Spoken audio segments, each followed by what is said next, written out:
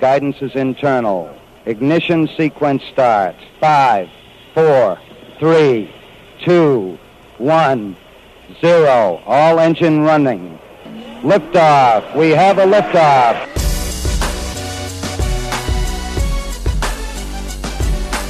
Permission to board. Permission to come aboard. Permission to board. Permission to bring me aboard. Permission to come aboard. Welcome to the Permission Granted podcast. Here's DA. All right, welcome inside of the Permission Granted podcast, everybody. Thanks for being with us. Little reminder, you can subscribe. Go to iTunes or SoundCloud. Search The DA Show, CBS Sports, and you'll find the Permission Granted podcast weekly, all the off-air stuff that we like to do around here. So it is today is officially Jackie Robinson Day, which is April the 15th. And on this day in 1947, Jackie crossed the color line and integrated baseball, which is obviously a seminal event in American history, not just sports history. In 1997, baseball had a 50th anniversary of that moment, and that's when Bud Selig and Major League Baseball retired number 42 across the league. Rachel Robinson and President Bill Clinton at the time were at Shea Stadium, which was National League Baseball, just like Jackie played for the Brooklyn Dodgers. It was a Mets and Dodgers game, actually, and I don't think that was coincidental. I think they set that up. And that was the date that they unveiled 42 in the outfield and across the league. And President Clinton was there, as I mentioned, and Rachel Robinson spoke. It was a really, really cool event. I actually happened to be there. I grew up a huge Mets fan, as many of you know. And me and my buddy Mike went out there that's my buddy Mike that I talked about on the previous podcast with the baseball card collections. And we went out there. It was a cold April game, but we went out there and didn't really even know the significance of the game, really. We knew it was going to be an honoring of Jackie Robinson and Jackie Robinson Day. We didn't know they were going to unveil the 42 and all that stuff, and I don't think we knew that President Clinton was going to be there. Either way, it was an awesome event, and I feel really lucky that I happened to be there. I like the movie 42. I didn't love it. I thought it was an opportunity to really show how difficult that time was and the real struggle. And I thought that it was very Disney-fied, if that makes sense. You know, I've read books on the integration. I've read books on Jackie, and the reality is way grittier. The reality was difficult. The reality is not as soft as sepia-toned as that is. And I guess I could understand why they did it, but I just kind of wish that it was a little bit more realistic and a little bit less fantasy world. Either way, I appreciated the effort, and Jackie Robinson's story is always been fascinating to me and always been remarkable, because I think we just take things for granted now, which is, almost 70 years later. 97 was 18 years ago. We take things for granted. So, I was happy to have on our next guest. This is going to be really cool. Ron Rabinovitz is a longtime Dodgers fan, and he actually grew up in Milwaukee. And you would think he'd be a Milwaukee Braves fan at the time. He grew up in the 40s and 50s, and he grew up a Dodgers fan because he loved Jackie Robinson. And his dad sent Jackie a letter when Ron was very young. And he ended up corresponding with Jackie Robinson. Jackie responded to the letter, and they met Jackie at a game at Milwaukee County Stadium back in the 50s.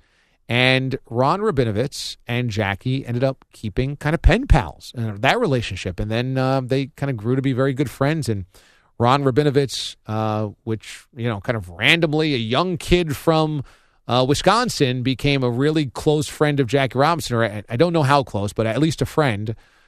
Kept a relationship with him and has told his story through the letters that Jackie has sent him or had sent him over the years. And it's became a documentary on MLB Network, and it's made for memoirs, and it's really interesting. So I wanted to have Ron here on the show because April 15th marks Jackie Robinson Day, and now 68 years. Man, is that crazy? 68 years since the integration of baseball and Jackie Robinson crossed the color barrier, which is just an amazing achievement and feat and moment. So Ron joins us now here on the Permission Granted podcast. Ron, how are you? Good. How you doing, DA? Man, I'm doing tremendous. Thanks so much for joining us. This is always such a cool time of year. In 1997, Shea Stadium we had the first Jackie Robinson Day. I was out there. President Clinton was there. I was just there as a fan, and Bud Selig had. Were you there? Had Oh, that was terrific. Yeah, he retired, number 42 across the league that day.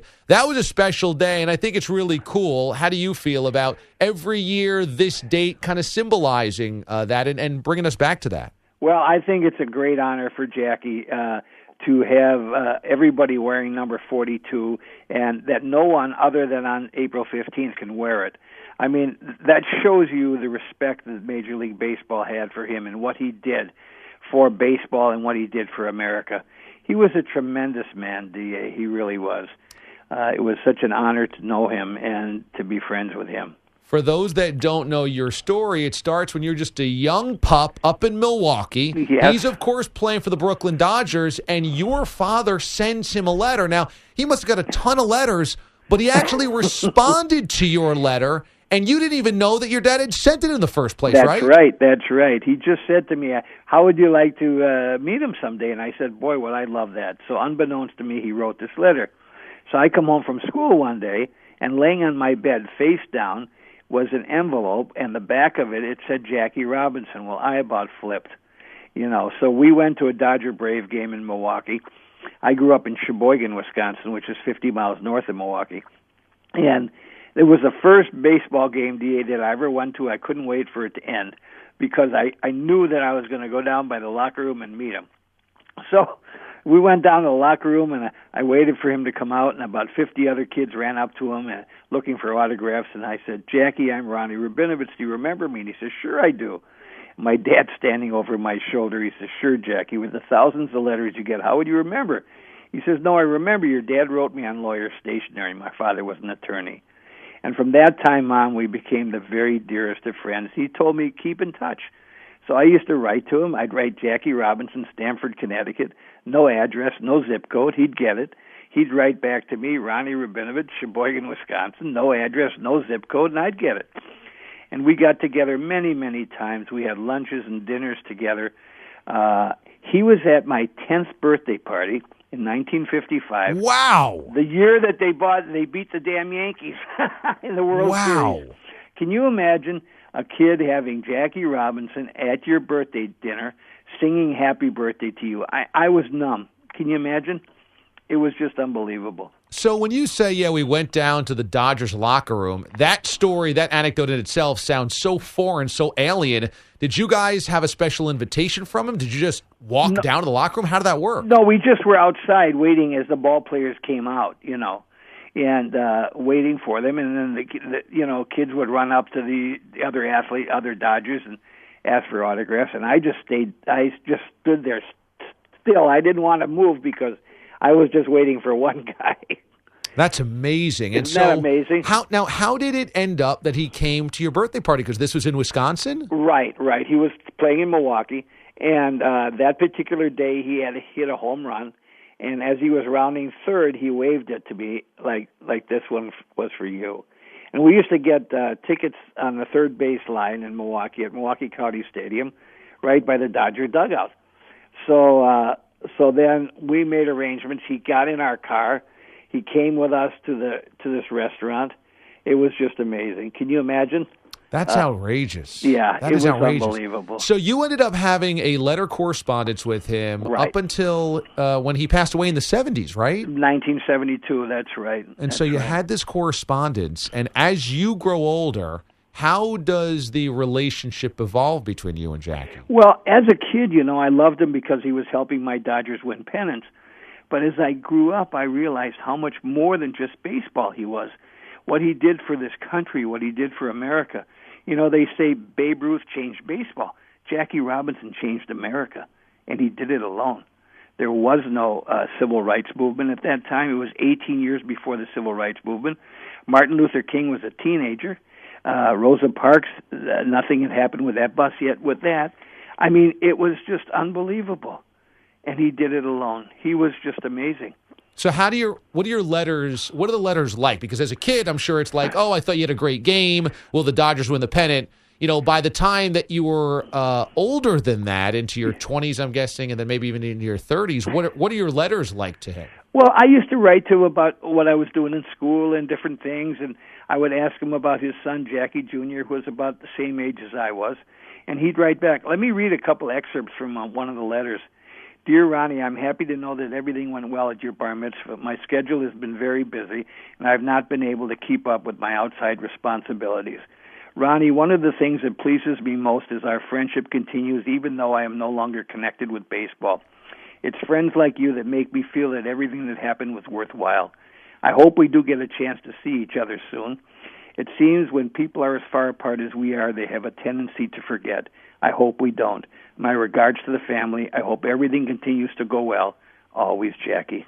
Can you imagine? It's amazing. Unbelievable. Now he kind of references that it was all worthwhile. Obviously, it was a difficult life that he led. It was. Did he ever reference that to you, how tough that was? Yes, it was very tough, and he did tell me about that. And after he retired from baseball, he used to come back to Wisconsin many times. He was active with the National Conference of Christians and Jews, and he'd come back for banquets, sports banquets, and he'd let us know, and we'd spend a weekend or an afternoon or an evening with him. So one time we met him in Milwaukee. He had just spoken in Birmingham, Alabama, and he was at the airport waiting for his plane to Milwaukee.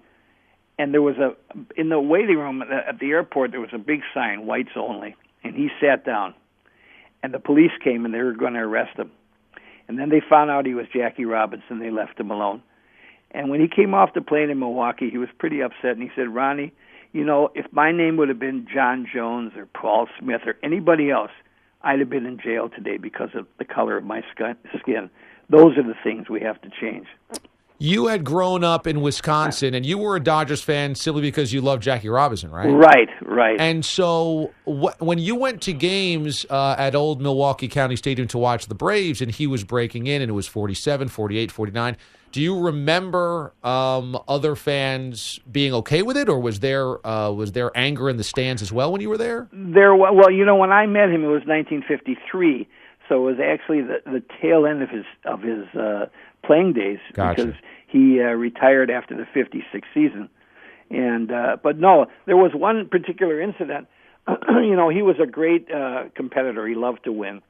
And this particular day, he had struck out 4 times, and he was really angry with himself. And after the 4th time, he kind of flung his bat back toward the dugout.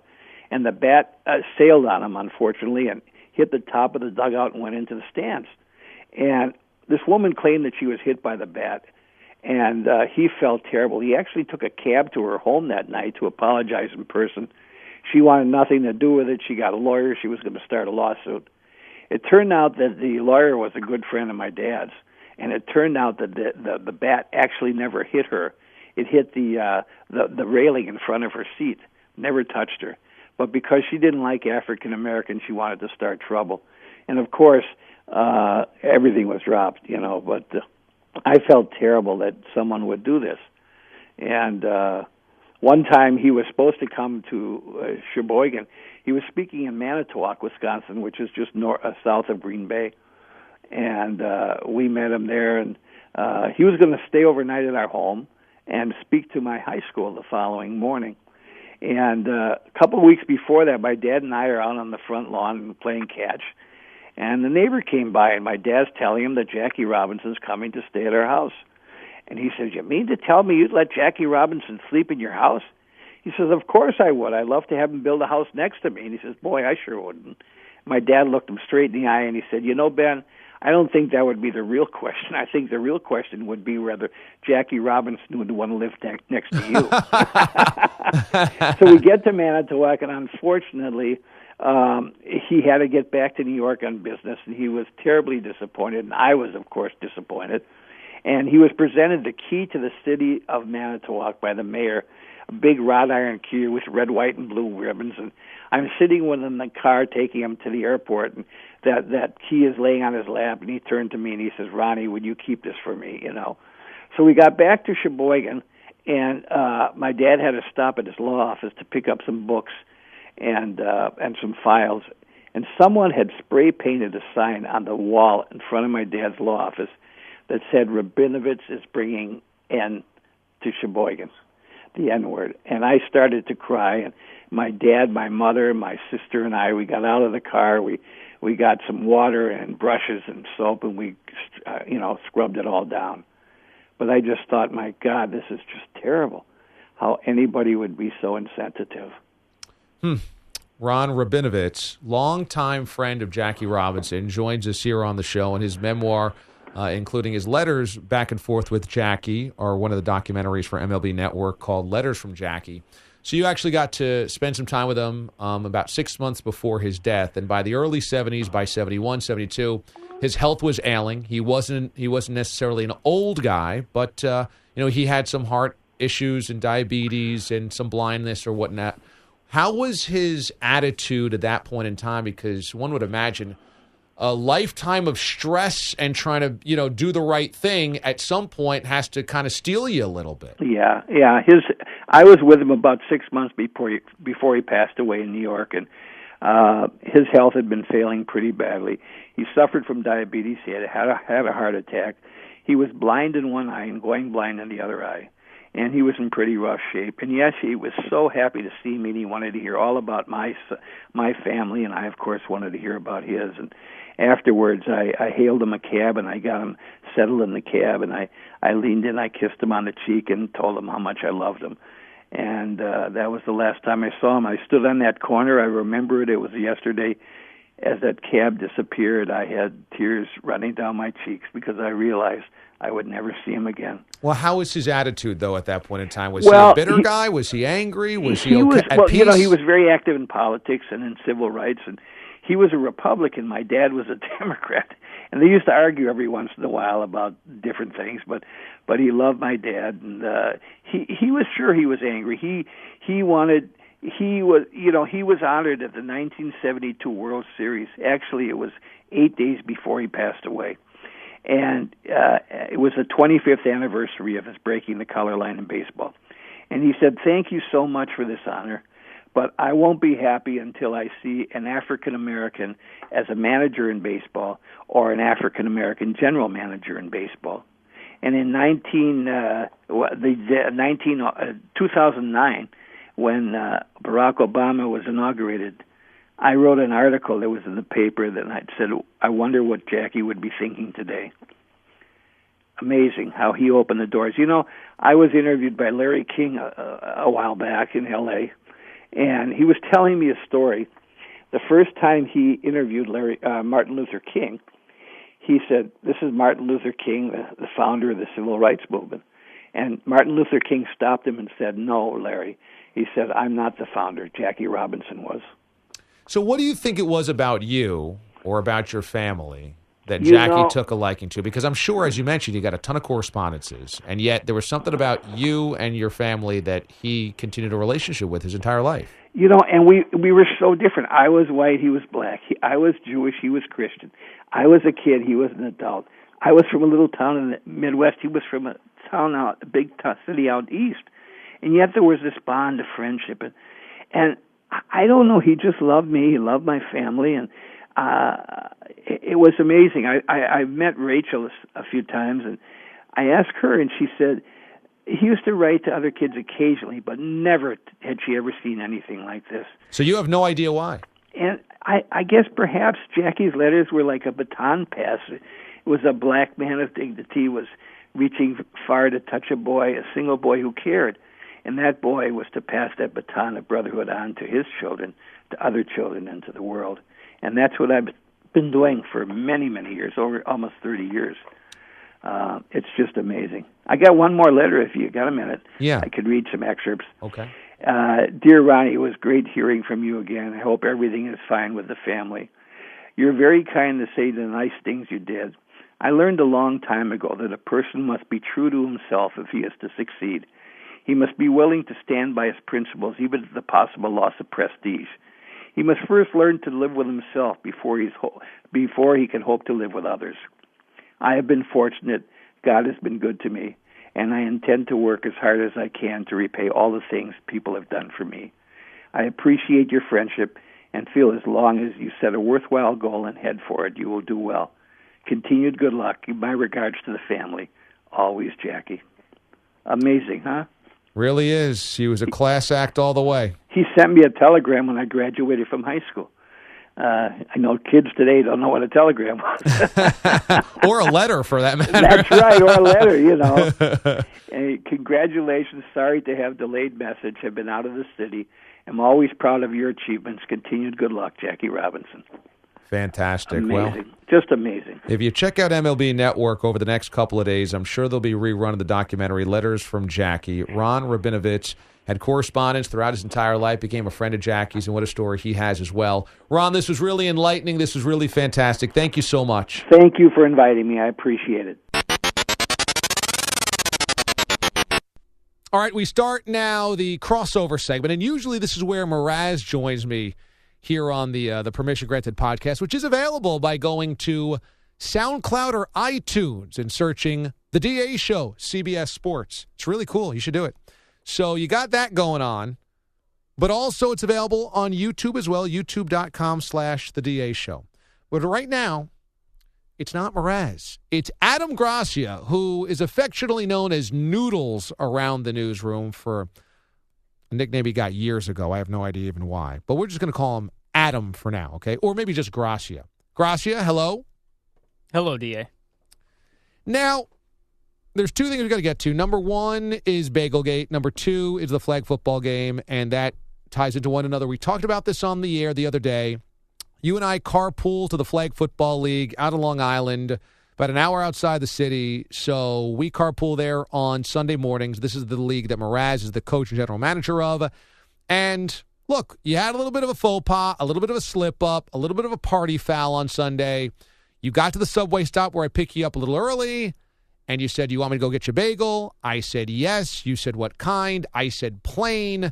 You go into the bagel store, come out, you give me a bagel in a Ziploc bag. It turns out it's not a bagel that's hot and fresh from the bagel store. It's a bagel that you had been given from your girlfriend's mother that you had anyway, and you were like, you know what? I'm just going to pawn this one off on DA. That's correct.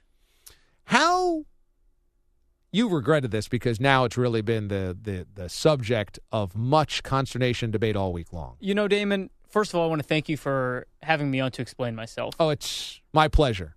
When I was standing in line and I had my sesame bagel that was being cooked as I was I don't ordering, know if it was being cooked It was, because I didn't get the bagel handed to me right away. The woman said, it'll just be a minute. They're finishing cooking them.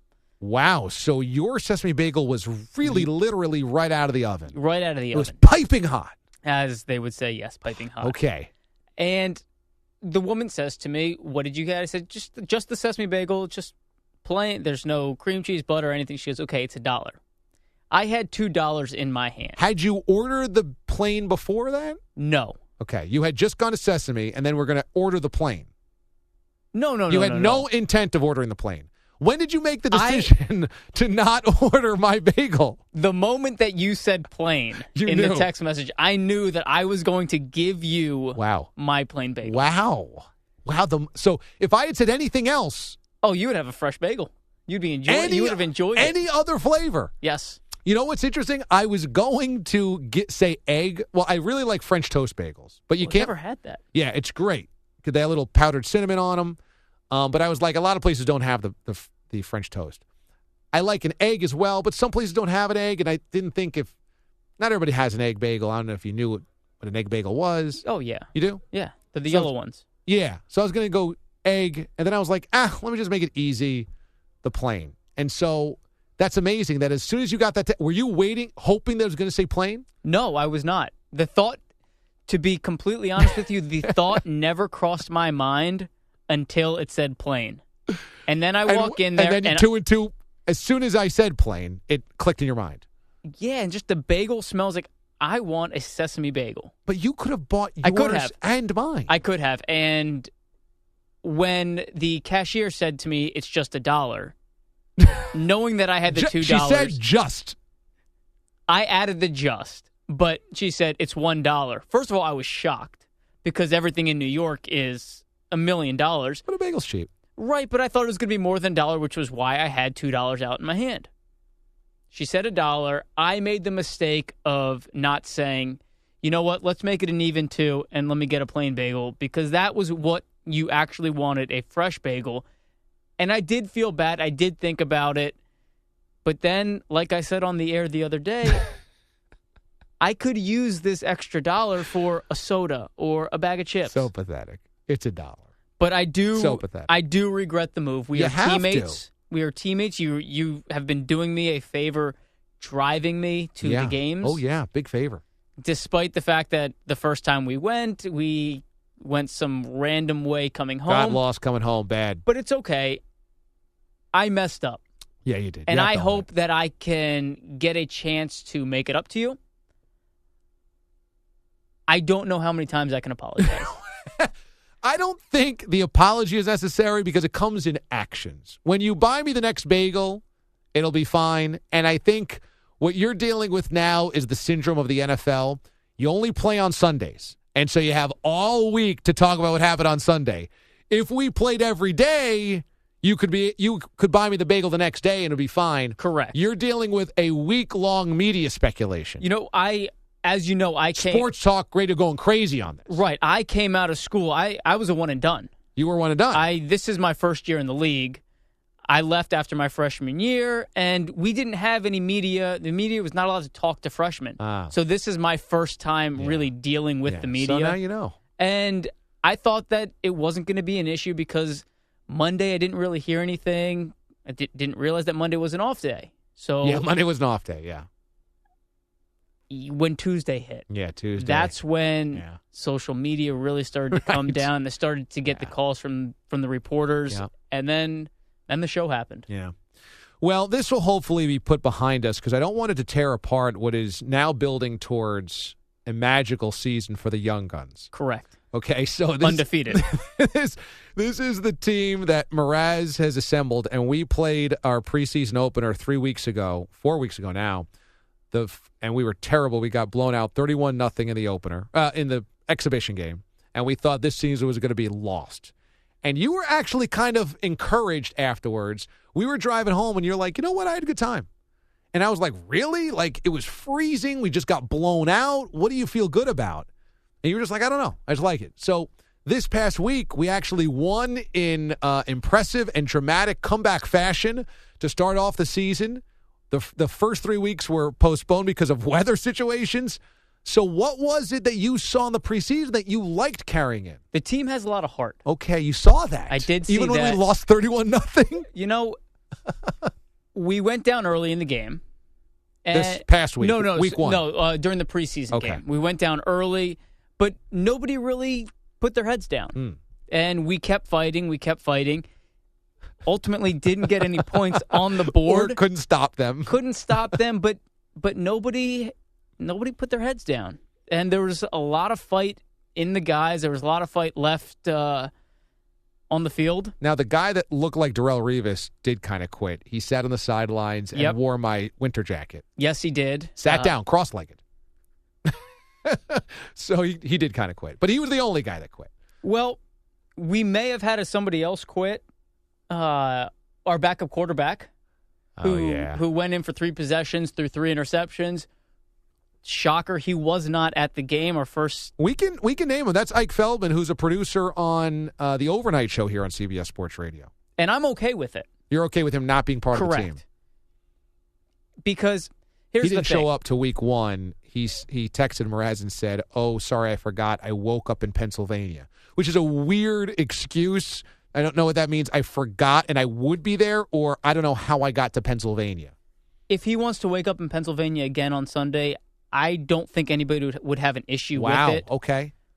He was one of the 2 big downfalls. Whoa. And we were losing like by 24 points anyway when he came in. I don't think we were losing by quite 24. Okay. But we ended up losing by a lot more when he came in. Let's fast forward to this week 1. Both you and I had some highlights and some lowlights. Correct. For you caught a pass on a 2-point conversion, didn't get in. You were a couple yards short of the end zone. Yes. That was the pro. Good hands. Negative, you did rip your shirt. Sorry. I did. And that was a shirt that I got my freshman year in college. It meant a lot to me. But you know what? You take one for the team. Breaks the game. And despite my faux pas before the game with the bagel, I was okay with losing the shirt. Your pro, well, that was the pro. The negative was you had a touchdown to the end zone that you just dropped. And it looked like it hit your chest. It looked like you should have grabbed it with your hands and pulled it in, but you let it come all the way into the chest and then it bounced off your chest. Fair? Yeah, totally fair. That was another one on me. I didn't expect the pressure from behind. Oh. That was weird. Okay. Okay. I got hit, but I can't blame it on that. I should have had that catch. And you got hit after it got into your chest, though, right?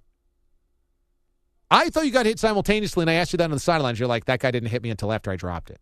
It was close. I should have had it. The guy didn't really make a difference. I should have had it. I felt the pressure, but it wasn't that big of a deal. I should have had the catch, and I learned I had the catch the next time the ball was thrown to me, and next week I'm going to be ready. Any ball that's passed my way, if I can get my hands on it, I will catch it. You're a natural athlete. You might be short in stature. What are you, 5'6"? 5'6", but I got a big heart. 5'6", you said 135. 131. 131. This is not good. But you played collegiate soccer. Correct. So you have some speed, you have some wheels. And you're still young. 26? 27. Me, on the other hand, going to hit 36 here in a couple months. And I'm at the back end of my career. I mean, there's no doubt that they put me at corner. That's probably a mistake. I should be playing safety, but my range isn't great.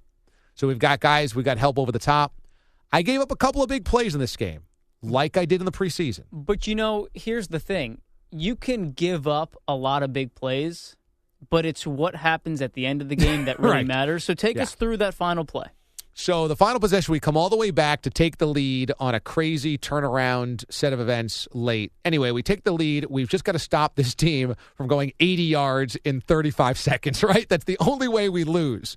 And first down is an incomplete pass, I think, or it's something in the middle that should have stopped the clock or should have let the clock run. They had no timeouts, I think. And the game is essentially over because it's the middle of the field. They call us for intentional roughing of the passer, I think, right? I think it's roughing the passer. Right. Unnecessary roughness, something like that, which puts them up to midfield suddenly, and the clock is stopped. And now it's game on. Right. So really undisciplined by our defensive line. That was the third hit on the passer that resulted in a penalty. So I think they have 2 plays left. One play, they decide, I think, to pick on my side. There's 12 seconds left. From the 50. They got to go end zone. And they loft the pass my side, and I thought I had great position. I kept the guy in front of me, but I knew I had safety help behind me. So what I said was, well, I'm within a couple yards of the receiver. I've got the sideline to help me. I've got safety help over the top. Let me play underneath a little bit so that, we're not bumping into one another. Because we don't need another penalty. We don't need another penalty. Right. So he gets behind me a little bit, and I'm right there, and I'm like 6 inches from tapping it away out of bounds. The guy hauls it in, and the safety doesn't come over in time. And now they're at the 5-yard line with like one play left. It's closer. I would say it's closer to the 2-yard line. 2-yard line. But the thing that got me and a lot of the other offensive players that were on the sideline really annoyed was the fact that there was 12 seconds from when the ball was snapped to the end of the game. So the ball snapped, the quarterback's running around trying to find an open guy, but the whole time looking at your side, wanting to attack you, throws the ball. It's supposed to be a running clock. Guy catches it. The team slowly walks up the field. It was easily 25 seconds. Easily. But game should have been over. The game should have been over 10 seconds ago. But the ref says, we still have 2 seconds. Shockingly. So that's convenient. Now they float on the final play of the game for the win. They float another one to my side. Clearly they're picking on me at this point. And there's some combat within 5 yards, remember. It's within 5 yards. There is some jostling. There is some physicality. I get my hand in there, knock it away. We win, and the guy was looking for pass interference. To be honest, did you see defensive PI there? I saw a great play. You saw a great play? Are you just saying this because you owe me the bagel? No, I saw a great play. It took one final play to make it, and I was glad that I made it because I really would have been the GOAT if I would have given up those 2 plays. But, it evened out at the end, and we got a win, and the Young Guns are back and 1-0, and apparently we clinched a postseason berth because we did, which is huge. Because the only way you can miss the playoffs in this league is if you go winless. Right. And I haven't actually thanked you, and I guess now's a good time with this interview to thank you for that play at the end of the game because, one, it really sort of forgot about your play that you gave up the play before. Yeah, oh yeah. Nobody spoke about that. No. And it also, nobody mentioned my drop pass in the end zone. It's true. So, from me to you, thank you. Yeah, no problem. Glad I could take one. I'm glad I could make a big play for the team. And Mraz went from general manager on the hot seat to GM of the year right now. Yep. My favorite moment with him at the beginning of the game was how we started out on defense, and he's telling the players that are going out to start on defense, and he's saying, he's going to start on the defensive line. He decides not to go out there, and the ref is going, you guys only have 7 players. Our guys on the field saying, Sean, we only have 7 players. We only have 7 players. Sean's looking around. Who else is supposed to be out there? Oh, that's me. And then he goes trotting out there. He is not – his X's and O's and game management has been a real problem. In the exhibition game, we began the game without a player. We were down a player because we didn't have a safety. Okay, he didn't put in a safety. Yep. Then, as you said, this was an issue. He needed to be out there himself. But he made a big acquisition. We got a guy who's like 6'5", fast as lightning, big, strong hands, looks like Calvin Johnson, who we picked up for week 1, DJ. And he takes the top off of defense, helps us all out. Mraz made a good play there, good pickup there. So right now, I just hope there's no recruiting violations there. Let's hope. Let's really hope. Well, all right, so that's week 1. We shouldn't do this every week because it'll be really boring, but we did have some controversy, so we had to talk about it. We won't have any more Bagel-Gate. So let's hope no more Bagel-Gate. All right, thank you, Adam. Thank you, Damon. All right, coming up here next, Mraz with Planet Steve-O on the Permission Granted podcast. All right, welcome into Side B of the Permission Granted podcast. I am the executive producer of the DA show, Sean Mraz. And you know that by now if you're a frequent listener of the Permission Granted podcast. This week, we're going to get away from Jimmy Ward as we've had him on the last 2 weeks and welcome back Planet Steve-O, Steve Moralia. Not true. I was on the week before. I don't think so. I think you're even getting your weeks crisscrossed. Nope. I think you are. Okay, well, we're going to have to We'll go back to the tape. We will go back to the tape. Maybe you cut me out without me knowing. Casual Steve, by the way, really just having his voice nice, calm, and soothing, not really echoing anything into the mic here out of the start. Really? Yeah. Do I normally echo out of the mic? You should. You should. And this is exactly what happens on the DA show, Steve. We're 30 seconds into Side B of the podcast, and already you're a total doofus. Boy, I'm getting hated on all over the newsroom today before I just told Berman to take a hike and to go home. Well, you got a lot of issues. God, I don't know what you're talking about. All right, well, Steve-O, we got to break into the crux here. We like to check in with you every time you screw something up. And you really haven't screwed that much up other than the fact that you've gone the extra mile here. I have. Do you know Inform me. Do you know how the you've gone? live reads with Kincaid? No. I'm lost. You're lost. You don't know how you... I have no idea. If I did it accidentally. Okay, for those of you who've been listening while DA is filled in for Doug Gottlieb, we've had fill-in hosts. I know how I've gone the extra mile, I'm loving it. John Kincaid, JK, has filled in for DA, and John does it from actually a different city. We're doing the show from 2 different cities. Me and Steve-O up in New York, John down in Atlanta. John does not have the access, as do most of our fill-in hosts do, to the same drops that you would hear DA play on the show. And by drops, I mean, we listen in DA, everything you say, DA, everything, we listen, stuff like that. The beam up. The beam up, stuff like that. Man, I'm feeling good. Right. So usually when that happens, the drops get taken out of commission. Steve-O, though, has decided to step up, and he feels like it's in the show's best interest if he takes care of playing the drops. Is that right, Steve? Oh, I love it. And now And I'm also doing some impersonations as well. If our loyal listeners probably recognize that it's not DA saying, man, I'm feeling pretty good, or Happy Monday. That's me. Right. So yes, that is you, Steve. The last couple hours of the show, if you've been listening when the fill-ins have been in, coming out of the open, Steve-O has improvised on his own. And to be honest, I don't think John realizes that you're doing that live when he fills in. I get the feeling he thinks it's in there built in as an open. He has no clue. He tells us how creative it is and how DA does a great job with it. And here I'm thinking, boy, I should tell him that it's me. I would never have the guts to do what you're doing with that and with the drops and stuff, and I've worked on the show for 2.5 years.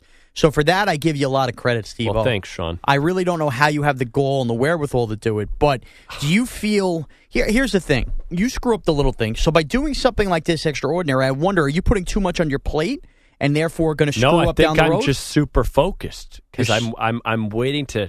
Bang, nail that next drop. Like, it's about the money, DA. Money. Now, I'm trying not to have the product watered down, Steve-O. You know this. I've told you this. I know. Do you think that you're getting a little too overzealous in the drops? I don't think so. I think I've been hitting them right at the right times, to be honest with you. Okay, but do you feel like you're playing too many of them? No, not at all. Got to have thick meat. Okay, see, now you're even repeating them in your head. You're right. And I repeat them when I'm at home. Why? Puffiness with sodium. Why do you do that? I don't know. I think it's fun. Okay, so you know what? I give you this. You're having fun on the show. I always have You're fun doing on this the show, stuff. believe it or not. I understand that, but you're doing a good job with that stuff. Thank you. So when DA returns from the Gottlieb vacation, what will you be bringing to your table as we enter? Picture like this being a football or a basketball game, the year, right? Yeah. You do, fourth quarter. Consistency is what I'm going to bring to the table. Okay. I've been consistent, I feel. We started in January, right? Yeah, I think so we've I've gone through gotten January. More consistent. Occasionally I'll hit the wrong button here. Can you and let there. me finish where I'm going with this? Yeah, I know what you want to know. What am I going to bring to the table for the second half of the year? No, second quarter, Steve. Second quarter in force. of The year doesn't end in July. All the right. second quarter of the year is it here. Depends on what year we're talking. Now, I don't know if this was a big football game, if we'd be tied. I think we have a little bit of a lead, but there's always room for improvement. We're not blowing the team out, that's for sure. And I think if there was a weak link on the DA show, it might be you right now. Really? I would have to disagree. Look, who's the weak link on the show? I don't know. Well, you disagree. You got to give me somebody. I would say, probably one of our update anchors. No, they don't count. They count. It's me, you, James, and they DA. Count. I think no, Berman not when there's so counts. many of them. You know what those guys are? They're offensive linemen. You don't notice it, and DA's not getting rushed. Listen, Berman, weak link, no doubt. Is Taking Berman shots? Okay. He's the weak link. Let's peel this back. Is Berman the weakest anchor we have on the show? Who else? I know that you have Max normally on days. I don't want to name other names that are unnecessary to name. I here. like Max. I think that he does a fine job. Is Jay Berman the weakest anchor we have, in your opinion? At the network overall? No. When we do the DA show. Could be. He could be. Okay. You could be. He could See, be. Steve, this is the problem with you. You take a shot, and I tell you, I think you could be the weak link. You probably are the weak link. Well, you're taking a shot. I can't see myself being a weak link. I'm a team player. I always bring a lot of energy. I bring a lot of enthusiasm. I bring a lot of humor. But you strike out a lot. I do. You strike out a lot. I strike out. You swing for the fences too much, and you get caught swinging out of your heels. I hit him out. Every once in a while, you hit him out. Would you rather a strikeout or a ground into a double play? That's my Steve-O, question. You can hit 30 homers, but if you're batting 210 and only driving in 60 runs out of those 30 homers, this day and age, I'll take 30 homers. All right. Well, Steve-O, let's get away from talking about how you're the weak link on the DA show crew, because you are, and let's discuss your wheelhouse here. The first week of the Major League Baseball season. Yeah, you're into Loving it. We're into it. We have some issues to discuss on the show wise as far as baseball season goes, but. I want you to give me your biggest surprise and your biggest disappointment from the first week of baseball. Biggest surprise, I think that the Kansas City Royals are 7-0 right now. Yeah, no, you think they are or they are? No, they are. They're 7-0. Okay, so why'd you say I think they are? Well, listen, here we go hammering me again. Who knows when this podcast is going to be up? They could be 7-3 by the time this thing gets so at on. the time of taping right now, the Royals are 7-0. 7-0. It's a big surprise. I mean, a lot of times you see them come off a real high. They were in the World Series. The team hadn't been to the World Series hadn't been to the postseason in a number of years. They're following it up. They're pretty good. I like their pitching. I like Rodano Ventura a lot. He's a Do they hang in big there? fan of his. I think that they can. I think that they've shown that they've had the stones to do so. Another big surprise of mine is Giancarlo Stanton, man. I mean, the guy can't hit his way out of a paper bag right now. No, he's been awful. Gets paid and does pathetic. that. So, was that your biggest disappointment then, is Stanton? I guess my biggest disappointment would be Stanton thus far. But I think that there's no reason for an alarm, really. I guess if you're a fantasy owner of him, you're not happy with his production, but I think that he'll turn it around. He's too much of a pro. I mean, the guy can flat out hit. I'll tell you one. The Atlanta Braves, I think, have to be the biggest surprise in baseball. Yeah, I just don't expect it to continue at all. I think that's fair, but that's what makes it a surprise because they have gotten off to such a hot start that you were thinking a weekend they'd be buried anyway after they go make those trades, and here they are playing out of their mind, at least for the first 6 days of the season. They're a surprise. They definitely are a surprise. I would agree with that. My biggest disappointment, you know what? DA's not going to like this. The New York Mets fan.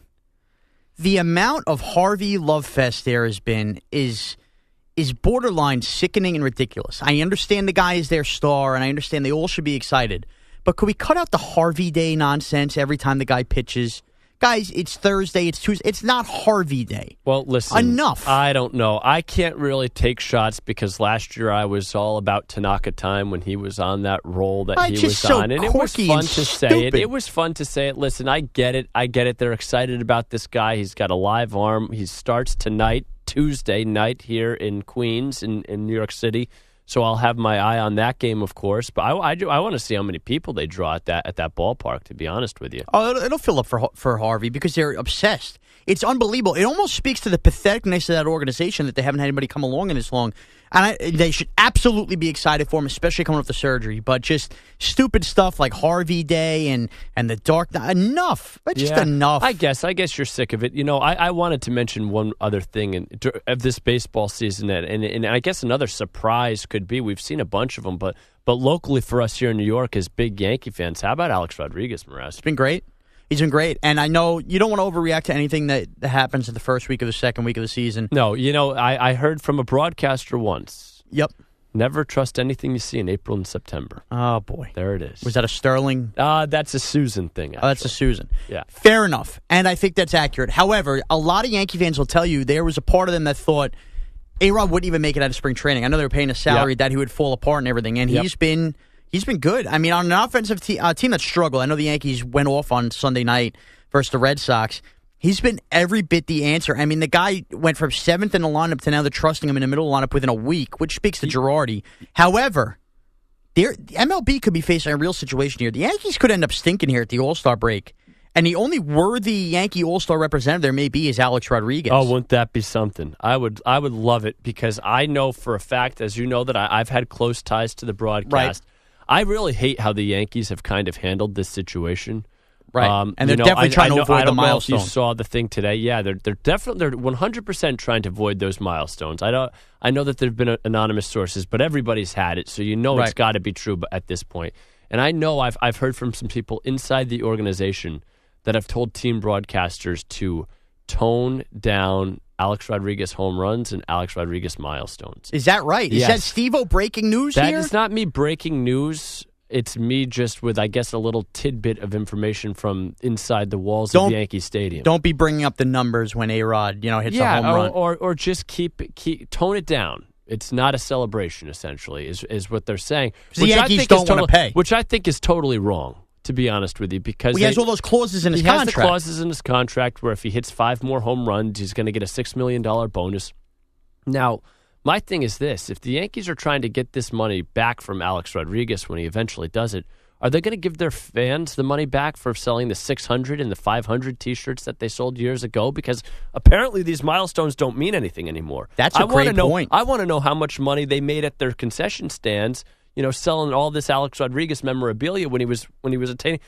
Give me my $35 back then for my Alex Rodriguez 500th home run sweatshirt. You bring up a good point. So you feel like if the Yankees are going to do this and not celebrate A-Rod and really try to take A-Rod for all he's worth on his milestone bonuses, sure, that the Yankees are total hypocrites because of how much they cashed in, and they wouldn't dare think of doing, like, let's say, I know this is a completely different realm, but when Aaron Hernandez was arrested for murder and steroids, obviously two completely different things. I think any sane person listening would understand this. The Patriots did a jersey exchange. Absolutely. Bring in your Aaron Hernandez jersey. Obviously we don't condone what he did. Exchange it. We'll get you another jersey, the whole deal. Should the Yankees consider, if you still own one, whether it's a picture, whether it's a T-shirt, A-Rod 500 home runs, do you think that they should let their fans exchange them? I agree. I think they should. I think that if you still have those shirts, absolutely do it. Interesting. Get I like because that, Steve. I just have a problem with it. I do. I have a big time problem with how the Yankees have handled this situation. Another issue on the table in terms of MLB, we spoke about it a little bit last night with JK on the show, the whole Josh Hamilton situation out in Los Angeles. I can't get over. Listen, I understand Hamilton's to blame. Right. I'm not. I don't like Josh Hamilton. I don't think that he's a good person, to be honest with you. I think that he's a fraud. I think that he's fake. He found a loophole. I don't have a problem with him finding a loophole, admitting, to his cocaine use in the offseason so that when he took a drug test, he wouldn't be suspended by it because he found the loophole. He admitted to it, and he still owed that money. I know that you're on a different stance than I am. I don't blame the Angels here.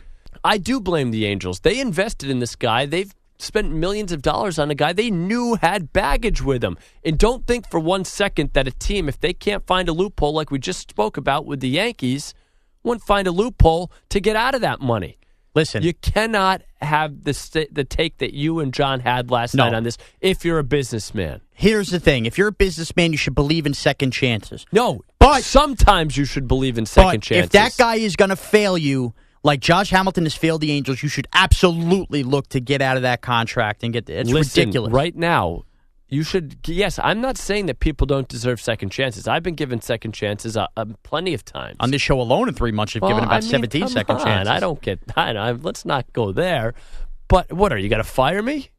I certainly don't have the power. If I did, I'm sure you would have been gone about a month ago. Oh God, that's terrible. No, what I'm saying is that look, if you're a sound businessman, you're gonna balance the risk reward. When you see a drug addict come in and you're saying, $125 million to this guy, no. I mean, what are you thinking? What are you thinking? J.K. brought up the point of Michael Vick. Would you give Michael Vick a second chance? It's a different thing. Yeah, it's totally different. But based on my judgment and how I saw how things unfolded there, yes, I would have given Michael Vick a second chance. And I'm not a hypocrite for saying so. The other thing the Angels should have been weary about, and this probably defends your point too, you play in pretty much the outskirts of Los Angeles there, a big city, is bringing a guy like Josh Hamilton out of Arlington, Texas to a big city like Los Angeles a smart move. Yeah, I mean, there was red flags everywhere. And I know Steve-O, as a Yankee fan, obviously you could tell we're admitted Yankee fans. I wanted no part of the Yankee signing Josh Hamilton for that reason. Me either. So I wanted no part of Hamilton. A lot of the contracts that I've seen get signed, with the exception of Stanton's last year and Kershaw's last year as well, I just wouldn't do them. Well, we have another baseball dilemma, and we're going to close with this.